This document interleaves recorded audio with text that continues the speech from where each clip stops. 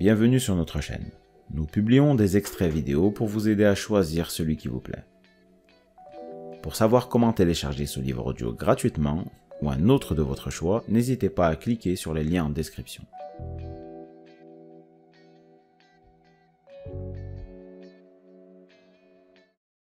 D'une longue jupe brune, dont les plis d'aisance lui caressaient les chevilles, qui descendaient le chemin sablonneux sur ses hauts talons, des chaussures à bout carré, en simili-cuir d'alligator, celles qu'elle portait pour sortir.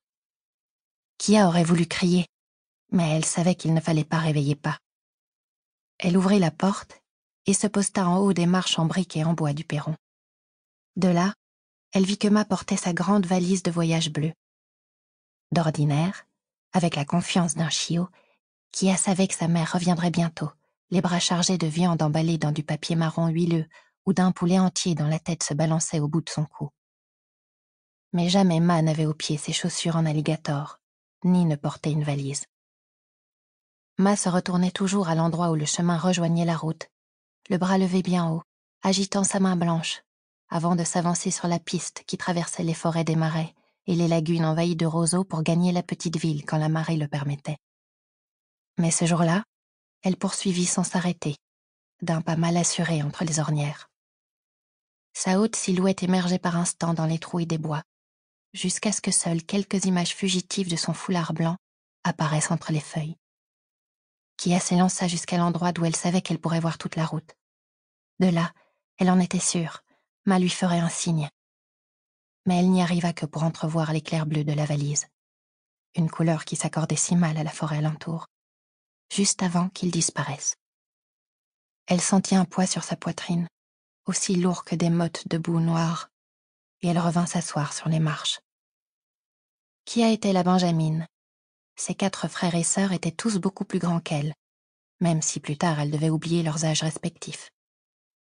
Ils vivaient avec Ma et Pa, serrés comme des lapins au fond de leur clapier, dans la cabane en bois brut dont la véranda bardée de moustiquaires fixait les bois alentour comme un gros œil rond. Jody, le frère qui précédait immédiatement Kia mais avait néanmoins 7 ans de plus, sortit de la maison pour se planter derrière elle. Il avait les mêmes yeux sombres et les mêmes cheveux noirs que sa petite sœur. Il lui avait appris des chants d'oiseaux, le nom des étoiles et comment manœuvrer la barque entre les hautes herbes. « Elle reviendra, » dit-il. « Pas sûr. Elle avait ses chaussures en alligator. » Une mère, ça abandonne pas ses enfants. C'est pas dans leur nature. Tu m'as dit que t'avais vu une renarde abandonner ses petits. Oui, celle-là, elle avait les pattes en capilotade. Elle aurait crevé de faim si elle avait continué à essayer de nourrir ses petits en plus. Le mieux, c'était de les laisser se débrouiller, se soigner, et après en avoir d'autres quand elle aurait la force de s'en occuper. Ma, elle meurt pas de faim, elle reviendra. Jody en était beaucoup moins certain qu'il l'affirmait. Il voulait avant tout rassurer sa sœur. La gorge nouée, elle murmura. « Mais Ma, elle a pris sa grosse valise bleue comme si qu'elle voulait partir loin. » La cabane était en retrait de la ligne des palmiers nains qui constellaient les bancs de sable jusqu'à un chapelet de lagunes vertes et dans le lointain jusqu'au marais. Des kilomètres d'herbes coupantes, si résistantes qu'elles poussaient même dans l'eau salée, interrompues seulement par des arbres si courbés qu'ils semblaient porter la trace du vent. Des bois de chêne encerclaient les autres façades de la cabane et abritaient la lagune la plus proche, dont la surface grouillait de vie. Chargée de sel, la brise venue de la mer amenait le chant des mouettes et des goélands, en se faufilant à travers les arbres. L'organisation du cadastre n'avait guère changé depuis le XVIe siècle. Les terrains éparpillés dans le marais n'avaient aucune limite légale. Ils n'étaient signalés que par des éléments naturels. Ici un ruisseau, là un chêne mort, choisi par des renégats de tout poil. Il ne viendrait à l'idée de personne de bâtir une hutte en branches de palmier, à moins qu'on ne cherche à échapper aux poursuites ou qu'on ne soit au bout de sa propre route.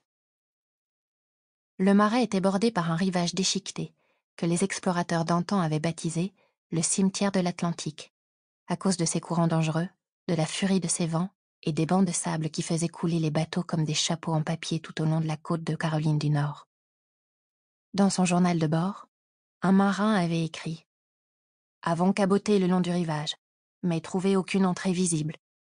Une violente tempête nous a rattrapés. nous forçant à regagner le large pour nous mettre en sécurité et protéger le bateau, mais avons été entraînés par un courant puissant.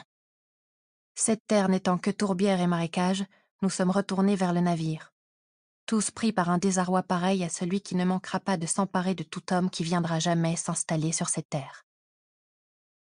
Ceux qui étaient partis à la recherche de terres hospitalières. Si ce livre vous a plu, vous pouvez alors le télécharger gratuitement. Pour savoir comment faire, cliquez sur le lien en description de la vidéo. N'hésitez pas à commenter pour nous informer des extraits de livres audio que vous aimeriez écouter. Pensez à liker et à vous abonner pour ne rater aucune vidéo.